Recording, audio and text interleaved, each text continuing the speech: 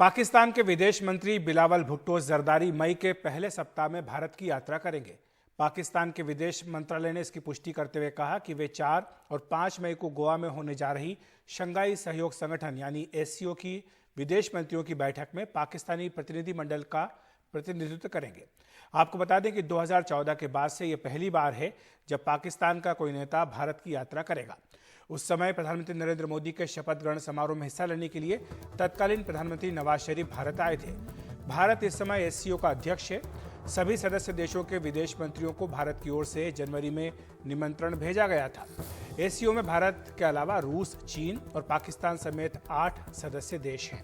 Afghanistan, Belarus, Iran और Mongolia को पर्यवेक्षक देशों का दर्जा दिया गया है, जबकि Armenia, Azerbaijan, Cambodia, Nepal, Sri Lanka और टर्की डायलॉग पार्टनर हैं।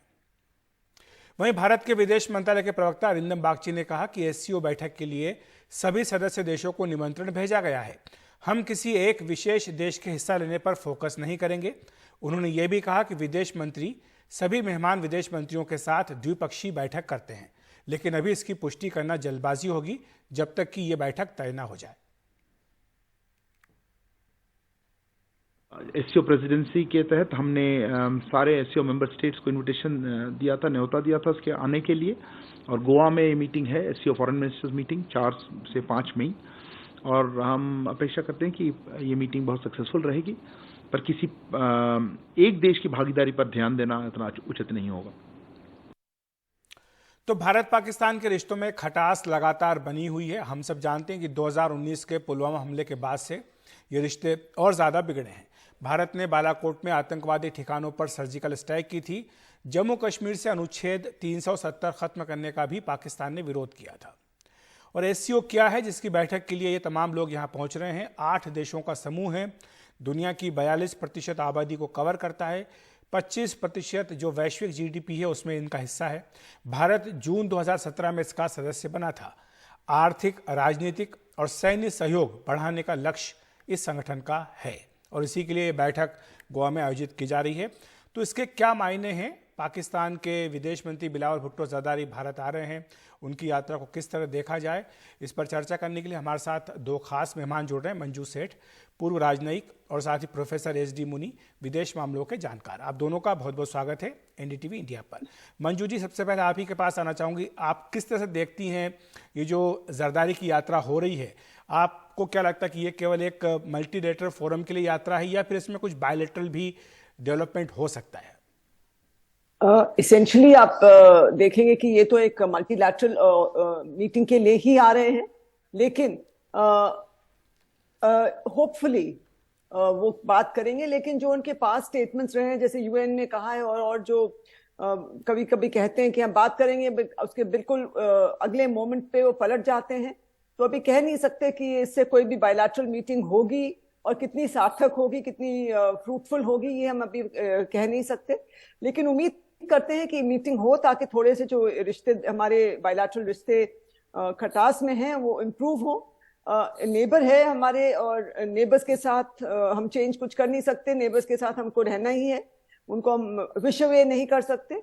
तो एक हम उनके साथ अगर डायलॉग का मौका बनता है इस मीटिंग में, इस मीटिंग के ऑन द साइडलाइंस इस मीटिंग के, तो एक बहुत अच्छी ये बात होगी।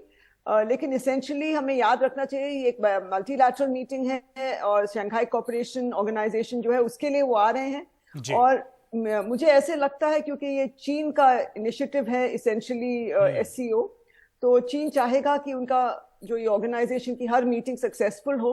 और हो सकता है कि उन्होंने कोई इंडिकेशन दिया हो इनको, पाकिस्तान को, कि आप वहां पे अपना मिनिस्टर भेजिए ताकि मीटिंग जो है एससीओ की मीटिंग बिल्कुल ही फ्रूटफुल हो। बायलैटरल अगर मीटिंग साथ में होती है तो ये बहुत ही अच्छा होगा। जी, प्रोफेसर मुनी, आप के हिसाब से क्या, किस तरह से देखा जाए इस यात्रा को? क्या ये केवल एक एससीओ की यात्रा के तौर पर ही होगा या एससीओ संगठन की बैठक के तौर पर, या आप जैसा कि मंजू सेठ जी कह रहे हैं कि चीन ने कहा, हो सकता है कि कहा हो पाकिस्तान को कि आप किसी को भेजिए यहाँ पर ताकि थोड़ा बहुत जो माहौल है वो ठीक हो सके? चीन ने कहा नहीं मालूम, लेकिन ये बात अच्छी है कि बिलावल भारत आ रहे हैं। ये बहुत दिनों से जो हम दोनों की बायलेटरल स्थिति फ्रोजन हो गई थी, वो एक तरह से हिलेगी, टूटेगी। एससीओ का एक मुख्य उद्देश्य यही है कि इसके सारे मेंबर्स आपस में दोस्ती और शांति से रहेंगे।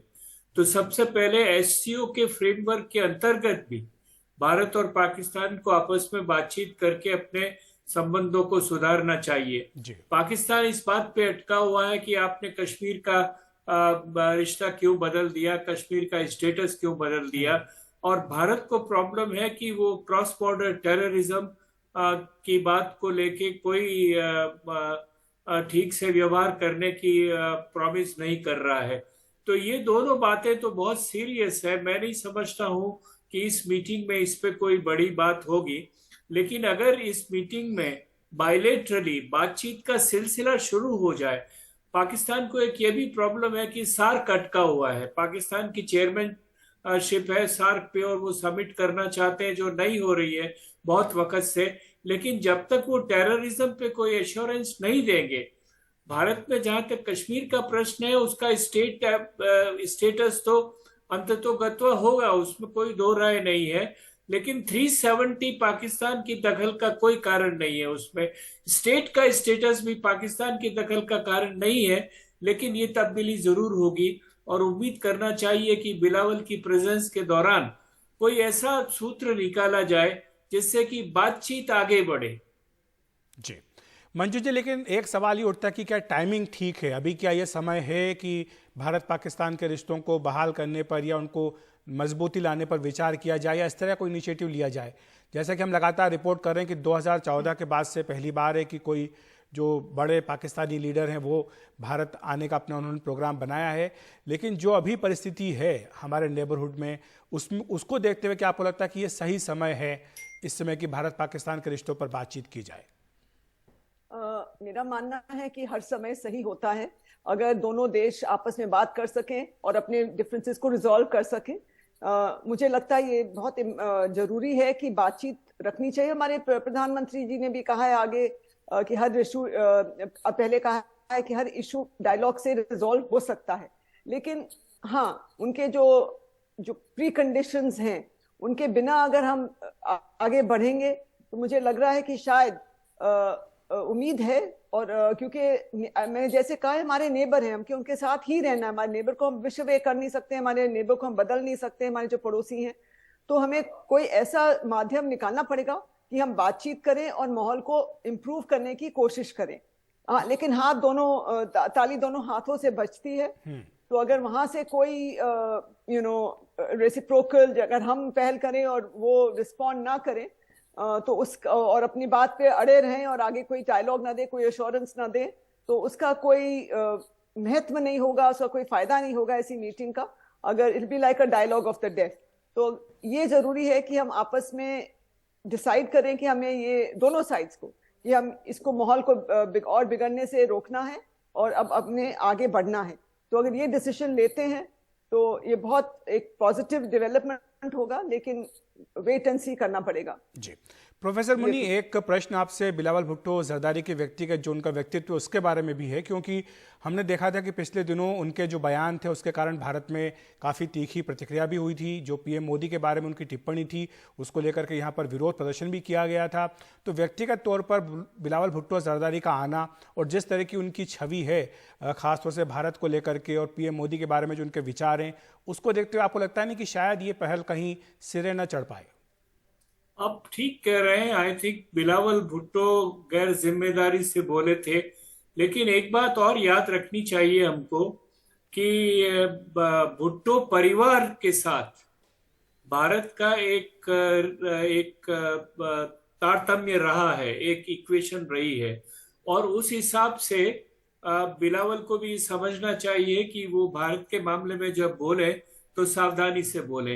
एक बात अखिलेश जी जो आपने शुरू की थी कि ये राइट टाइम है क्या, और मैं मानता हूं कि ये बहुत राइट टाइम नहीं लग रहा है, क्योंकि पाकिस्तान में एक अनस्टेबल सिचुएशन है। मुझे याद आ रहा है नेहरू का वक्त भी, जब उन्होंने कहा था कि पाकिस्तान में हम किनसे बात करें, कोई वहां की पॉलिटिक्स स्टेबल तो है नहीं, हर दूसरे रोज वहां का प्रधानमंत्री बदल जाता है। तो ये बड़ी प्रॉब्लम है। और भारत में भी अगले साल चुनाव होने वाले हैं, तो चुनाव की गर्मी कहीं न कहीं इन रिश्तों के ऊपर आ सकती है।